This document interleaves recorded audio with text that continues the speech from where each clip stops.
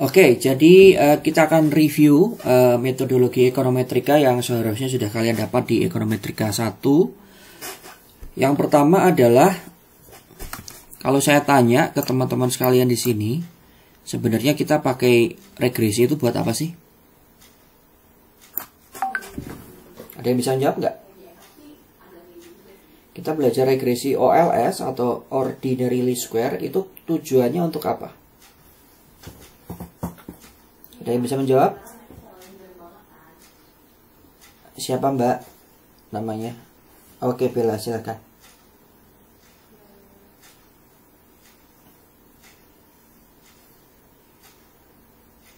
Ya, jadi OLS itu tujuannya adalah kita bisa mendapatkan parameter yang base, linear, dan unbiased, ya, atau kita singkat sebagai BLUE. Oke. Nah, ada beberapa langkah ketika kalian ingin menggunakan regresi Ordinary Least Square. Yang pertama, kalian harus punya pernyataan dari sebuah teori atau hipotesis. Kemudian setelah itu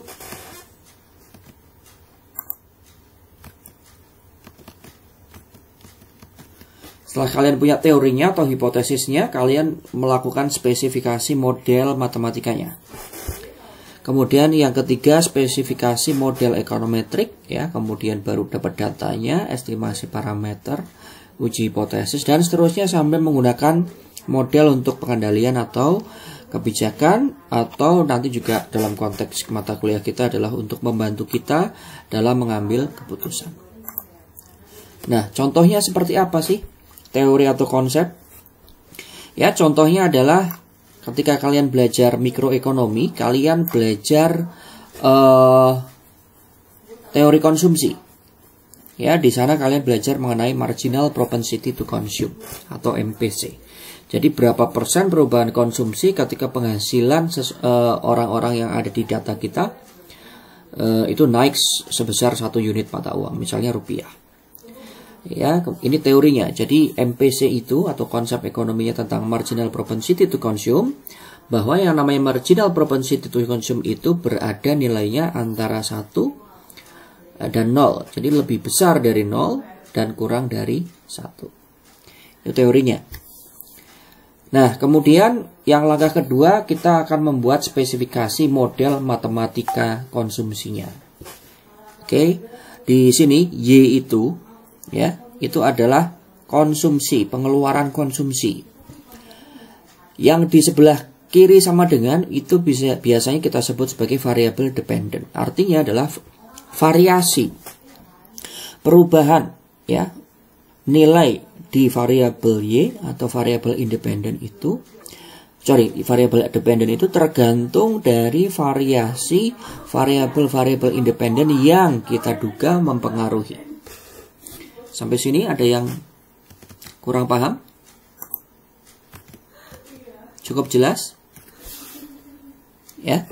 Jadi belajar regresi OLS adalah belajar untuk mengetahui hubungan atau pengaruh variabel independen, variabel-variabel yang ada di sebelah kanan sama dengan terhadap variabel dependennya. Oke? Nah, sekarang kita ingat lagi beberapa terminologi. Kalau Y adalah variabel dependent atau variabel yang dipengaruhi nilainya oleh variabel-variabel independen, maka yang kita sebut sebagai variabel independen adalah semua variabel yang ada di sebelah kanan sama dengan. Seringkali disimbolkan dengan X, ya. Kita bisa punya X1, X2, dan seterusnya. X1 dan X2 dan seterusnya itu harus merupakan bilangan-bilangan, angka-angka yang nilainya atau variasi nilainya lebih dari 1. Jadi tidak boleh nilainya ajek untuk setiap observasi. Kalau nilainya ajek untuk setiap observasi, kita sebut itu sebagai konstan atau konstanta. Dalam persamaan ini, ya, yang namanya konstanta itu adalah yang beta 1. Jadi konstan biasanya disimbolkan dengan beta 1 atau beta 0, ya, tergantung buku mana yang kalian baca. Oke, diingat-ingat, ya beta 1 adalah konstan. Namanya saja konstan, jadi nilainya konstan untuk setiap observasi. Nah, yang beta 2 ini apa? Yang beta 2 kita sebut sebagai koefisien. Atau kita sebut juga, kalau kita konteksnya adalah grafik, ya. Beta 2 ini merupakan slope atau kemiringan garis linear. Nah, garis linear ini sebenarnya adalah garis regresi yang nanti akan kita dapatkan dari hasil regresi kita. Nanti kita akan belajar sampai ke sana. Kemudian namanya saja spesifikasi model, ya. Jadi spesifikasi model itu berdasarkan pada yang namanya teori atau konsep. Kebetulan kita punya teori atau konsep mengenai MPC, ya. Teorinya di sana menyebutkan bahwa nilai MPC itu bernilai lebih dari 0 dan kurang dari 1. Sehingga kita bisa terjemahkan di sini, ya, beta 2-nya itu lebih dari 0 dan kurang dari 1, di mana beta 2-nya adalah MPC.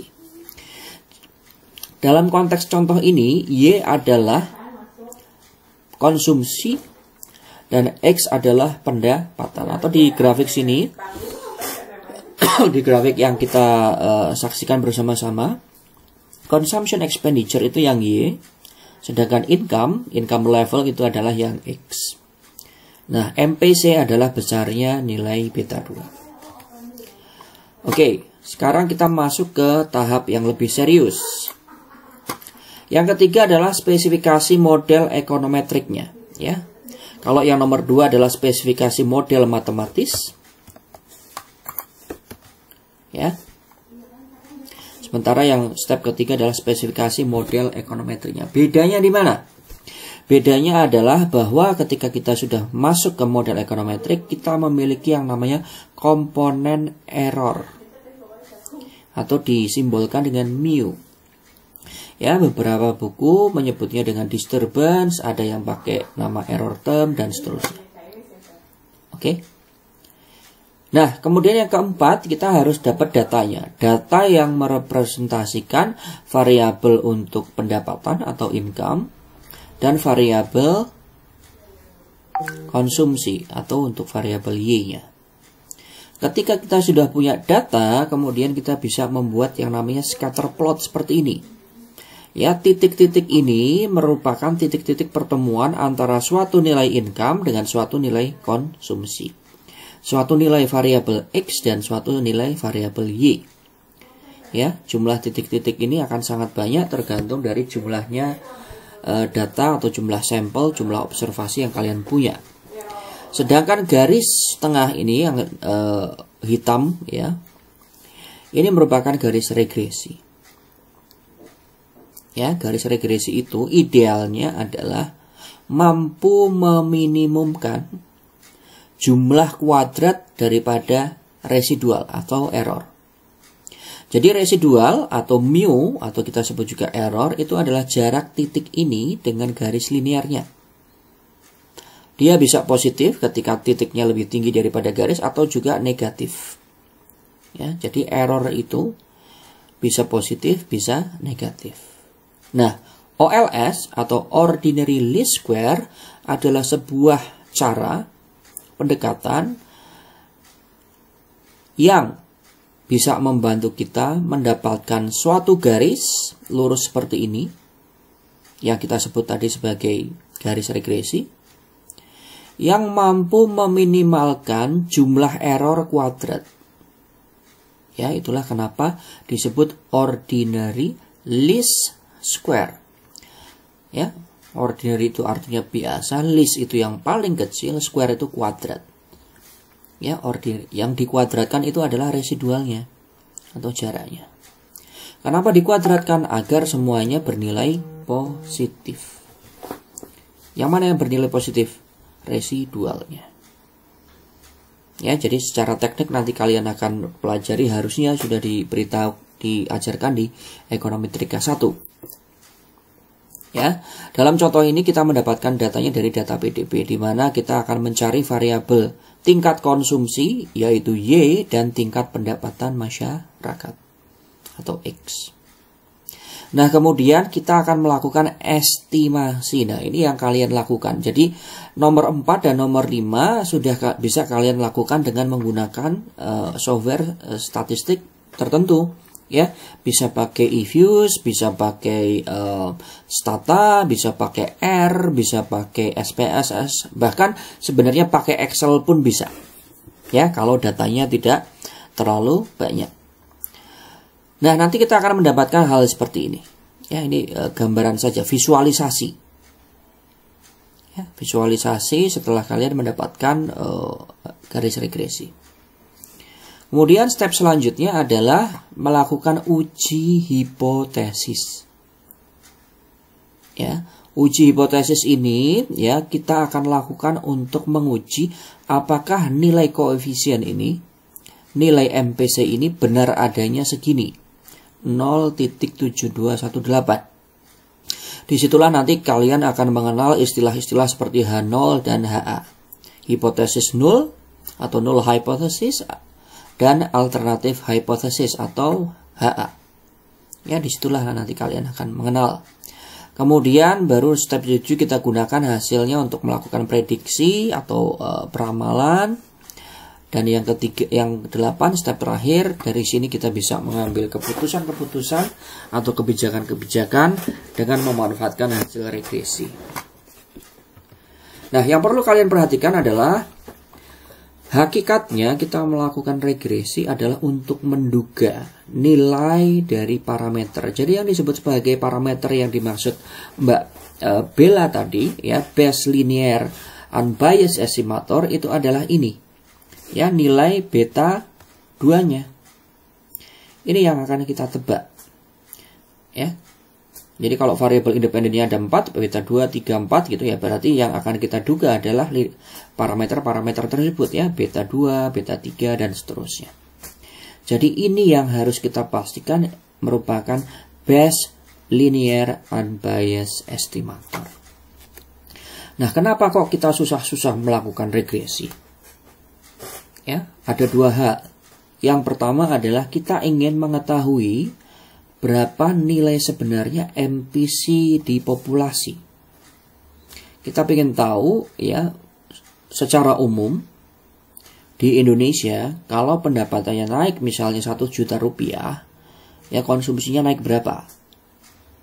Masalahnya adalah kita tidak mengetahui data seluruh orang di Indonesia. Yang kita bisa ketahui adalah data beberapa orang Indonesia. Itulah yang kita sebut sebagai sampel atau observasi.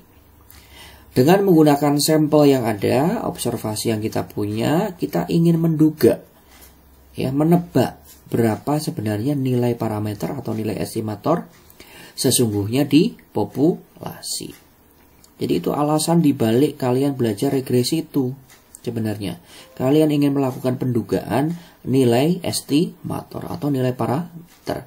Sedemikian sehingga nilai estimator ini, nilai parameter ini bisa kita pertanggungjawabkan secara statistik mendekati nilai sesungguhnya di populasi.